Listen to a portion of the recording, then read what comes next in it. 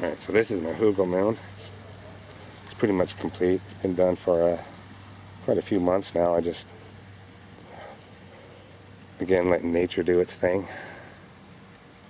We had a good rainstorm about a month ago. And I'll show you how that worked out. Everything filled up great. It was the first time my swale really filled up in here, and the hugel took a really good bath. So I went ahead and I made this here ravine to drain the water down that would usually go down towards the main street there, not even onto my property. Now it drains down into my property and collects into my lower orchard area here, where I have it's actually on the back side of that big hugel. So it worked out real well. It put a lot more water into my property and just sat there and drained into my soil. So again, just better planning, worked out real well here. I'm supposed to get an El Nino this season, so I'm going to build a few more swales on the in here, and this is going to be a lot more fruit trees and pretty much the startings of my food forest. But all I'm doing is I'm just putting out organic material all over the ground as much as I can get, again, to build up my soil biodiversity. There was really none of that around here. So let nature do its thing. I think this tree's here sick. Right there, it's been bending down on me.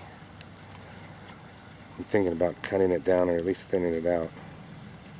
If I cut it down, it'll give me more room for some fruit trees, but God, I really hate cutting trees down. So, any ideas on that, let me know. But yeah, this is going to be the future food forest area, and I'm really happy with the way it's going on mine. I advertise, I let people come and dump chips here if they want. I've only gotten one person. It's kind of hard here in Southern California to get people to drop tree grindings and chips, but there's a website too called Chip Drop I'm on. Still haven't gotten anything off that either. So let me show you the life on top of the hugel that sprung up after that rainstorm we had last month. It was a doozy. But we got a volunteer amaranth.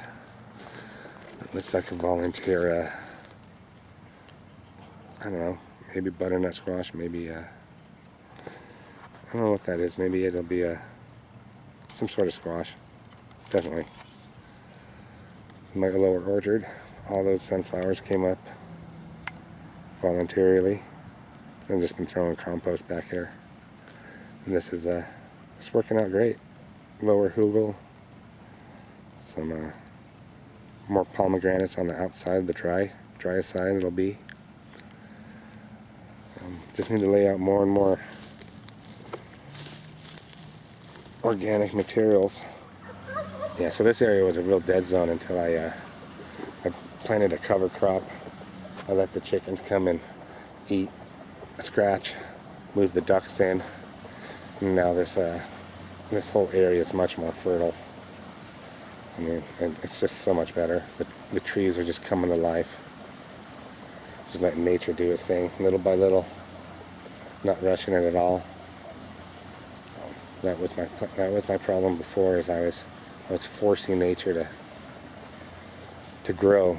And you set up the right circumstances and give your ground the right nutrients and the right stuff, it'll come along. So this is my side orchard here. I plan to make this a small little food forest, more for the I'm gonna plant, food crop for the animals down along there, like chicken feed and forage. So that's what I do in this area, along with the fruit trees, of course. This is the butternut squash. It's just been taking a beating from the heat wave we've had lately. It's been like 111, 112 with the wind blowing, but I do have quite a bit of squash in here. Thing is producing.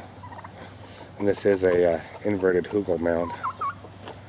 And the apple tree is doing wonderful too. Looks like I'm going to get a pretty good harvest on these butternuts. So doing good. As long as the heat stays down a little bit. It's supposed to start cooling off now, so give it a little bit of a break. Anyways, take care, guys.